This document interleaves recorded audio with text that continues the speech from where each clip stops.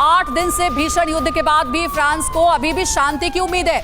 Macro ने कहा है कि पुतिन को हम समझाने की कोशिश करेंगे, पुतिन को हथियार छोड़ने के लिए मनाते रहेंगे, लेकिन अभी जो परिस्थिति है उसको देख करके ये नहीं लगता है कि पुतिन मानने वाले हैं, क्योंकि आज युद्ध का 8वां दिन है और 8 दिन से यूक्रेन को ऐसे ही धमाकों से दहलाया जा रहा है।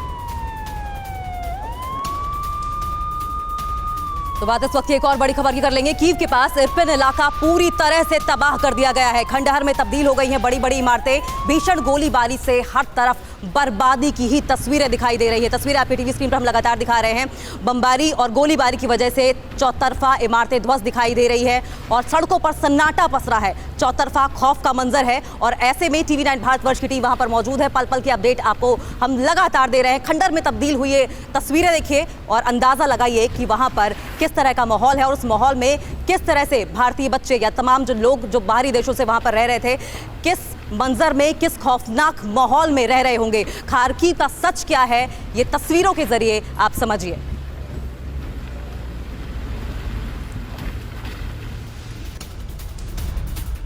और एक के बाद एक नई डेवलपमेंट्स आपके सामने रख रहे हैं। एक और बड़ी खबर, रूस के विदेश मंत्री का नाटो देशों पर गंभीर आरोप। सबसे बड़ी खबर इस वक्त की, जिसमें लावरोव ये कह रहे हैं कि युद्ध की तैयारी कर रहे हैं पश्चिमी देश, परमाणु युद्ध का फितूर अमेरिका पर है, हम पर नहीं है। ये सर्गेई लावरोव है, रूस के विदेश मंत्री। वो ये कह रहे हैं कि हम पर जो आरोप लगाए जा रहे हैं कि हम तीसरे विश्व युद्ध की तरफ बढ़ रहे हैं, दरअसल अमेरिका और नाटो देश ऐसा चाहते हैं, उनके सिर पर फितूर सवार है। ऐसी गारंटी नहीं कि नाटो पूर्वी यूरोप में विस्तार नहीं करेगा। रूस की ओर से यह महत्वपूर्ण बयान आया है। मॉस्को खुद पर यूक्रेन से हमले की अनुमति नहीं देगा, लावरोव ने यह कहा है। साथ ही कहा गया है कि यूक्रेन को हथियार देने से उनका ज्यादा नुकसान होगा। तो बार बार ये कहा जा रहा है पुतिन की ओर से कि जो भी देश यूक्रेन की मदद करेगा वो अंजाम भुगतने के लिए तैयार रहे।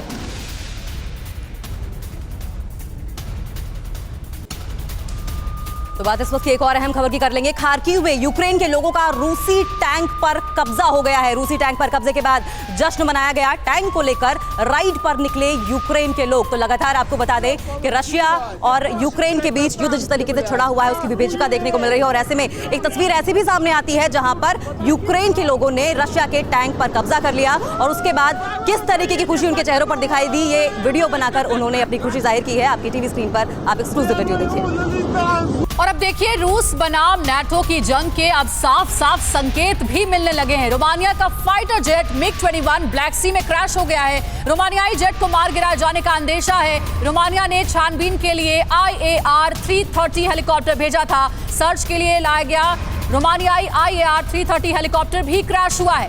अब नाटो का multi role aircraft A330 24-3 MRTT मौके पर पहुंचा है।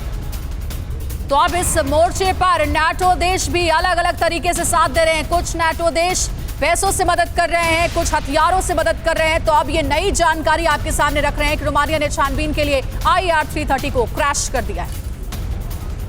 फिक्र आपकी, सोमवार से शुक्रवार रात 9 बजे सिर्फ TV9 भारतवर्ष पर।